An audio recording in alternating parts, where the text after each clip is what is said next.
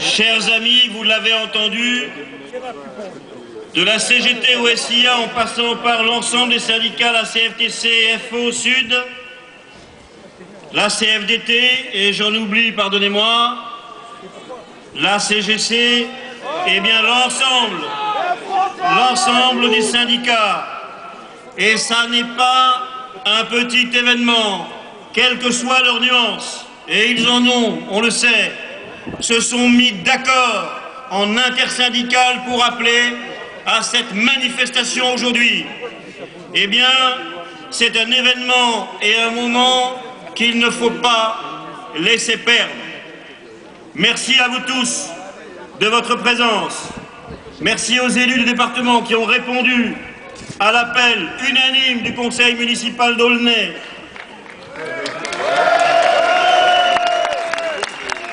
Merci aux élus des départements limitrophes qui sont aussi concernés par les conséquences de la fermeture du site de production d'Aulnay pour venir ici, à l'appel de la municipalité, marquer fermement leur soutien aux salariés de PSA en lutte pour leur avenir, mais en lutte aussi pour l'avenir de nos territoires.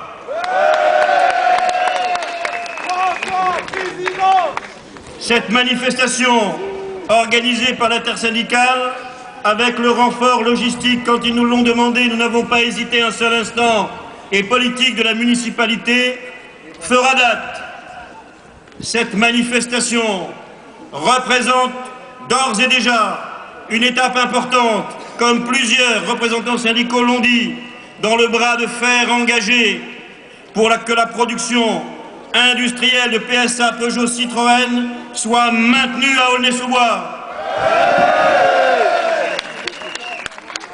Une étape importante pour sauver l'emploi et soulager l'angoisse de milliers de familles, pour éviter un naufrage économique de grande ampleur, pour empêcher une catastrophe sociale dont notre ville, mais aussi beaucoup d'autres, auraient toutes les peines à se remettre au plan humain comme au plan financier.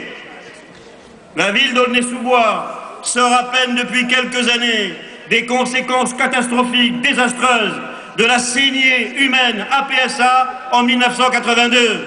Et au moment où nous commençons à nous remettre de cette situation, voilà que plane à nouveau la menace d'une attaque mortelle contre l'ensemble de ce qu'il reste sur le site de production industrielle à Aulnay. Hélas, tout porte à croire, tous les témoignages le démontrent, tous les indices l'indiquent semaine après semaine, que l'arrêt de mort de l'usine d'Aulnay a été signé en catimini par le groupe PSA. J'ai en effet reçu à 2 reprises des représentants du groupe et du site qui se sont rendus ici, au siège de la municipalité. Ils ont fait des demi-promesses, ils ont pris des demi-engagements, mais en réalité, leur silence aujourd'hui, le départ de la plupart des cadres et des ingénieurs qui normalement sont réservés à la préparation du prochain process de production d'une nouvelle automobile, ont pris depuis des semaines et des mois le chemin de Poissy. Et ça, c'est la signature.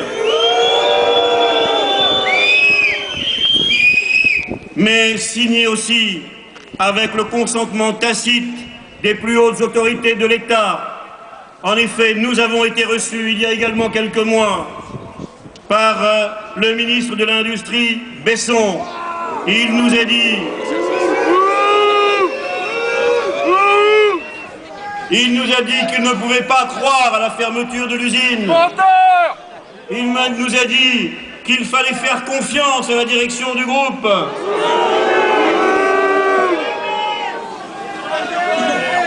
Il a même désigné un parlementaire pour faire une étude du développement de l'industrie automobile dans le département de Seine-Saint-Denis et sur le site d'Aulnay. Nous attendons 4 mois après que les députés en question nous donnent évidemment le résultat de ces études. Et ce député, qui est député d'Aulnay d'ailleurs, il est où aujourd'hui? Eh bien, puisque les syndicats ont fait une lettre, tous ensemble, au président de la République.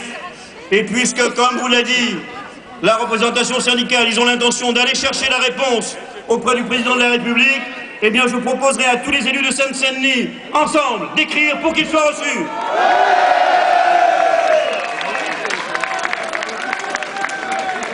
Une fermeture signée avec le secret espoir que cette exécution, surtout, ne provoque pas de vagues. Eh bien, c'est raté.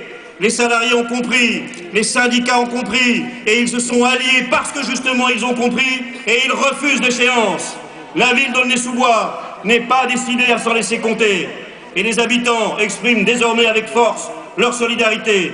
C'est ensemble, dans le rassemblement, dans l'union de toutes les énergies, que nous parviendrons à déjouer ce mauvais coup. Le coup près, nous le savons, est fixé à 2014. Mais la déclaration d'exécution, elle est prête et elle attend le lendemain des élections présidentielles pour être annoncée, ce qui est inacceptable. Le compte à rebours, on le sait en fait, est enclenché depuis longtemps. Il s'égrène à coups de suppression de postes, de journées chômées, d'ateliers qui se vident de leurs machines et des hommes qui les font tourner. Dans notre ville déjà, pourtant lourdement frappée par le chômage, dans notre ville qui se bat pour son renouveau économique, dans notre ville où une gare du Grand Paris viendra normalement s'implanter à quelques centaines de mètres de l'usine PSA, dans notre ville où l'État, la région, le département, la ville ont mis plus de 300 millions d'euros pour la rénovation du tissu urbain. L'arrêt des chaînes de production de l'usine PSA est un non-sens, une aberration, un contre-exemple absolu. Comment comprendre qu'y a-t-il de raisonnable là-dedans? Des investissements fantastiques pour relancer l'économie, pour relancer l'habitat, pour relancer les transports, et des espoirs immenses d'ailleurs créés dans la population, dont les salariés de Renault. Et aujourd'hui, il faudrait revenir devant tout le monde pour leur dire que tout ça, eh bien, il faut qu'ils abandonnent, tous ces habitants, ces salariés, leurs illusions. Et dans ce cas-là, à quoi bon, y compris porter une écharpe comme celle-là? À quoi bon si nous, élus, ne sommes pas aux côtés de l'ensemble des habitants et des salariés pour porter le travail et la lutte jusqu'au bout? Nous ne sommes pas des élus résignés et nous sommes à votre côté. Parce qu'il existe un moyen d'inverser cette logique qui est destructrice. C'est que notre pays, au lieu de faire le jeu des spéculateurs, renoue avec une politique industrielle digne de ce nom. Un journaliste me demandait hier, pourquoi participez-vous à cette manifestation? Eh bien, tout simplement, parce que comme ça a été dit, cet événement ne doit pas se terminer aujourd'hui. Cette manifestation doit être le cri d'alerte, le tocsin qui sonne dans tout le pays.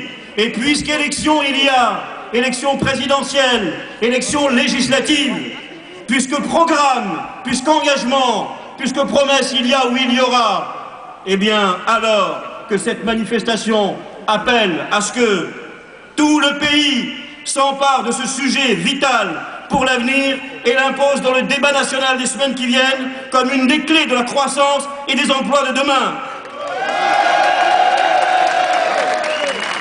Le maire que je suis et avec moi tous nos élus aspirent de toutes ses forces à ce changement. Les salariés peuvent compter sur notre appui. PSA Aulnay doit continuer de vivre, de rayonner à Aulnay et dans le département et les départements alentours. Nous ferons, croyez-nous, tout pour porter cet espoir.